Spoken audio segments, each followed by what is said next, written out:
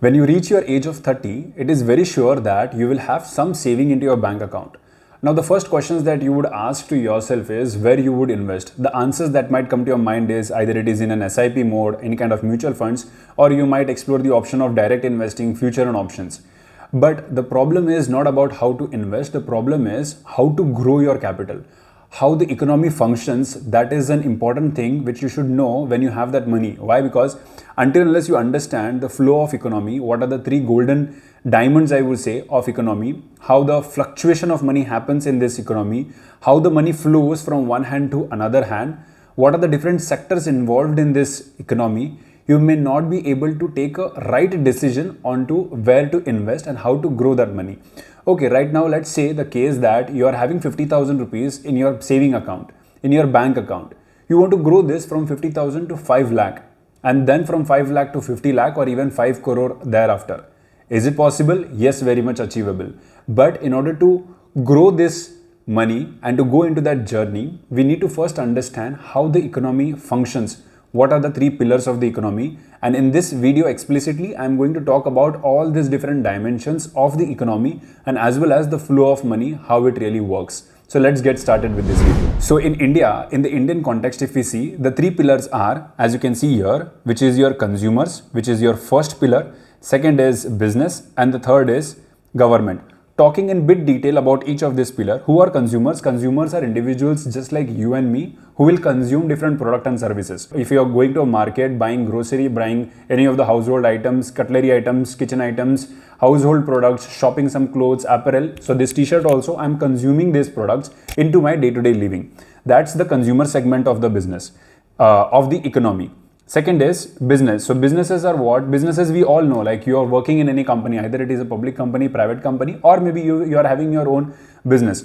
If you look at the business function over here, what businesses ultimately do is whatever resources are available from the economy. Resources could be laborers, individuals like you and me who might be working for a company. Different resources like oil, crude oil, different chemicals, Ayurvedic products, and so on and so forth. They convert all these resources into a finished product which can be made available for these consumers. So the function between business and consumers is businesses sell these goods and services to these consumers and consumers in return pay for these goods and services. That's the first flow of money between business and consumer. The second flow of money is between businesses and government. So businesses pay taxes to the government and government in return will give some benefit in order to run their business efficiently. The third flow of money is between government and consumers, where consumers would also pay taxes to the government and government in return would give some benefit. Now, we haven't spoken about government, which we will now in little more detail, because हम government को सिर्फ एक ही तरीके से देखते हैं that it is a political party which will win the election and then they will rule, they will come out their own policies, frameworks or different rules and regulations and they will run the country. They will decide everything. No, that is yes, definitely a function of a government, but moreover, a government ka function goes beyond that, which is relating to economic stability. So let's understand the function of the government from an economic stability perspective and understand how government plays a major role. And we will also see some live examples, some live data points for other nations such as Venezuela. एक Venezuela का एक काफी अच्छा inflation का case which I will cover in this part of the video. So continue watching it. So if you see, government has three main primary functions. The first function government has is a tax collection from different individuals and businesses, just as we saw. Second function and the main function of the government is reducing the income disparity between the rich and poor. So what government focuses is whichever is an underdeveloped and a weaker section in the economy, government ensures that all the resources, all the money also to that matter goes into that weaker section so that the difference between the rich and poor reduces. That's the main second and the main aim of government function. Third one is income stability. Now, in terms of income stability, I will explain you this in more detail because that's the main crux of this video. Because when it comes to managing the economy of any nation, government has to put in several policies when it comes to handling the economic flow, the flow of money, how the money has to be flowing from rich to poor or poor to rich, how the economy has to be driven and controlled in a context of inflation, how hyperinflation can lead to a situation of economic crisis if government don't control and maintain the economic stability. Along with this economic stability, RBI, Reserve Bank of India, also play a very big role. Now, if you ask, who is the supplier of money? Who has the rights to print money? It is only RBI, Reserve Bank of India, which is a central governing body when it comes to printing and supplying the money in the economy. So government का वो जो function हमने देखा, which is of the economic stability, that's where RBI supports government. RBI का दूसरा कोई role नहीं है, RBI का सिर्फ एक ही रोल है, which is a very big role on its own, which is maintaining the economic stability. Now, if you see, RBI treats this money as a tool, as a weapon with themselves in order to control and maintain this economic stability. So when I talk about economic stability, there is a concept of inflation that we need to understand. आपको definitely inflation का meaning मालूम है, which is mehngai, the prices of the product keep on increasing, that's called as inflation. So what happens is, ऐसे time पे जहां पे prices of the product has increase rapidly, RBI plays a role where it pulls the money out from the economy. That means it stops printing money, and moreover it increases the interest rate at which it is going to give this money to these different banks and distribute this money in the economy. So in short, RBI controls the supply of the money in the economy so that the prices of this product would go down. Individuals like you and me might have lesser money, because of which we will not try to expense out the things, and because of which the product prices will not increase, and because of which the inflation would come under control. That's first function. Counter to that, the same activity RBI does where it increases the supply of the money in the cases where the products are becoming cheaper, so that the prices are always maintained in a stagnant manner. Now, this does not happen in a real life scenario, but that's what RBI always tries and aims as a generic at an economic level, not for a specific product. That's the main function of RBI, to maintain the economic stability. Now we will see, and I have seen many cases and I have seen many scenarios where people are asking about why is government not printing the money. So let's try to answer this $1,000,000 question of what would happen if RBI keeps on printing the money. So we know at first there is a population who are resources of the nation. India has a population of somewhere around 140 plus crore. There are resources as well, natural resources, which are used by this population in order to produce and manufacture this goods and services. So let's say they have manufactured this finished goods and services which are like of 4 quantities as an example, which are made available again to this population. Now let's take a case where RBI goes ahead and prints this money. This was the initial money which was again available with the population. RBI went ahead and printed more money.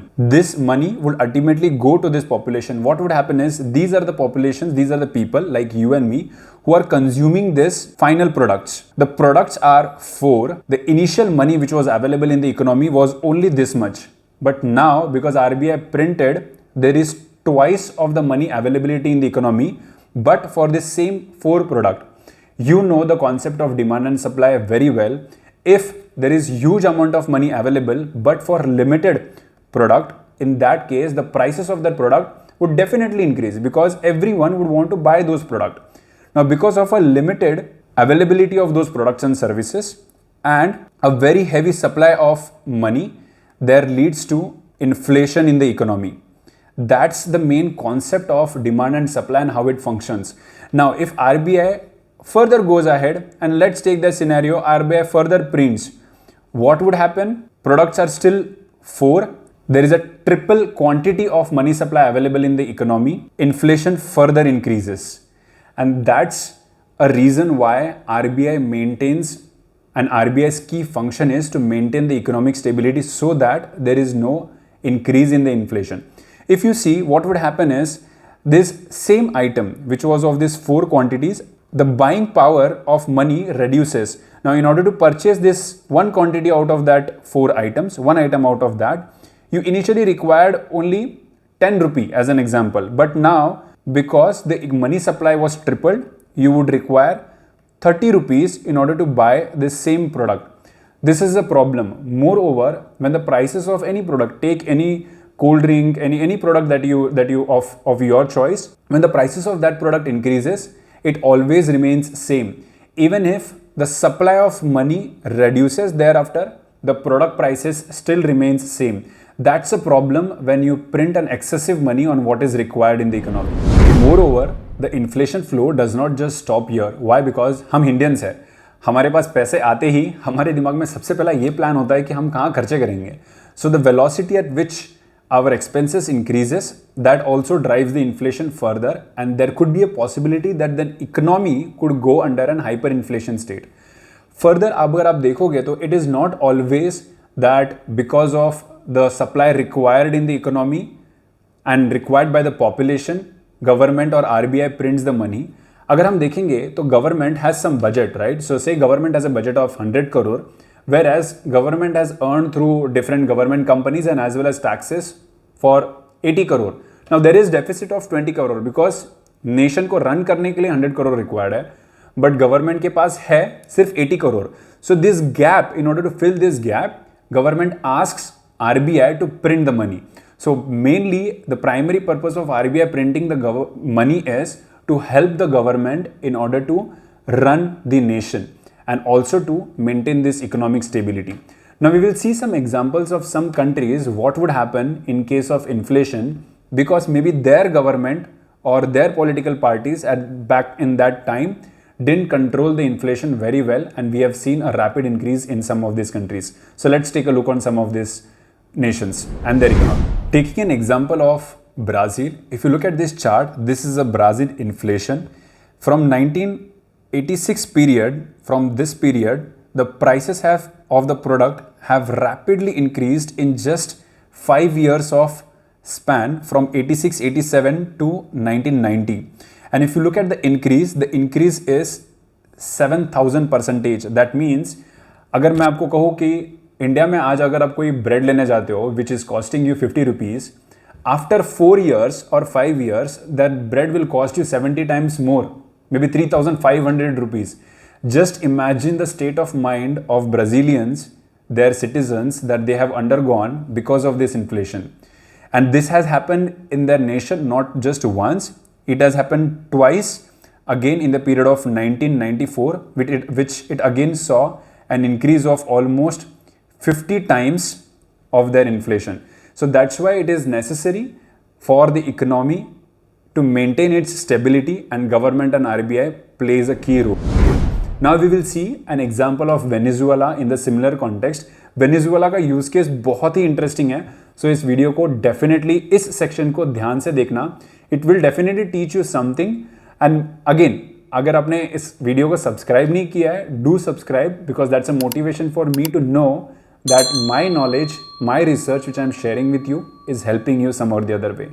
Let's look after the Venezuela case. Here is an official data of Venezuela inflation where it shows the value of Venezuelan currency in terms of dollar. So as you can see this over here, in 2016 period, the prices of the product, whatever was the prevailing in Venezuela in their own currency, increased by 331 times in 2016 period. Venezuela की जो currency है, which is Bolivar Fuerte, the prices of the product increased so massively that they introduced a new Bolivar called as Bolivar Soberano. So what they did was 1 lakh Bolivar Fuerte was converted to 1 Bolivar Soberano. Later on, the prices kept on increasing, because of which they had to reconvert this and introduce a new currency again from Bolivar Soberano to Bolivar D, which is Venezuela Bolivar D. That was a new currency that they introduced, which was corresponding to 10 lakh Bolivar Soberano. So imagine the case that India में हमारी जो Indian rupee है, हमने 1 lakh Indian rupee को एक नया currency दे दिया. We are calling it as rups. And 10 lakh rups को एक और एक करेंसी इंट्रोड्यूस कर दिया called as rupee. So आप इमेजिन कर सकते हो एक प्रोडक्ट जो कि 50 रुपीज का अवेलेबल था, what could be the price of that product because of this inflation. The entire economy collapsed. उनकी जो करेंसी थी उसकी पूरी वैल्यू डिक्रीज हो गई. There was a 99% decrease in the valuation of that currency and it led to hyper inflation state. So now moving on and understanding the flow of money, it's very important to understand how the sectors work and what is the economic cycle of any nation. So if you see this chart over here, we'll put a x-axis for time, that is with time how things progress, and on the y-axis, which is economy, how economy grows. So any economic cycle of any country, to that matter, even if you take India or any foreign body, any foreign country, they all will grow, but they will all grow in this pattern. Now this pattern has few elements in it which directs the flow of money. This first element, when I'll take it from this context, from here till here, this first element where the things are growing is called as an expansion phase. This element where things are peaking up, it's called as a top, that means the peak stage of the economy. This phase where economy falls down, it is called as a contraction or the recession phase. The last phase is over here, which is the bottom. It is also called as a trough state. So any economy always flows in this direction. With the direction of the economy, the money also flows. Now this is a very important tip, that when you invest in any stocks, look at the sectors from which it is belonging. हर एक sector का in this different states there are different roles to play. हर एक sector हर एक economic state में नहीं बढ़ेगा. So that's why it is very important for you to understand which sectors will grow in which of the phase the economy is. So if it is an increasing phase, it is a growing economy, which sectors are likely to pay, such as technology, and there are many other. If it is a saturation phase, top phase of the economy, which all sectors will perform and which all stocks in that sectors will perform, and likewise for a recession and a trough state. That's why it is important to understand about the economic cycle. I'm going to make a different video where I will explain about this sector in little more detail. But what I want to emphasize is that when we talk about this flow of money, money flows from one sector to another. And that's why sectoral based investment is a very important thing, and that may end up giving you a better return. It is not always a state that it will give you a better return, but very certainly it will give a better return compared to any other investment that you would do. So that's the main ideal flow of money. Let's summarize upon this video, and the key takeaways are there are three pillars in any economy: business, government and consumers. Consumers are just you and me. They all three play an equal and an important role in order to grow that economy. Government and RBI, they have an explicit role when it comes to maintaining the economic stability. We saw some examples of inflation and why government cannot simply keep on printing the money. What would happen if they do so? Next, we also saw about the flow of money, how it flows by different sector, and we will relate more and give you more examples and go through the details about the sectoral rotations in our next video. This is Ajinkya signing off. See you in the next video.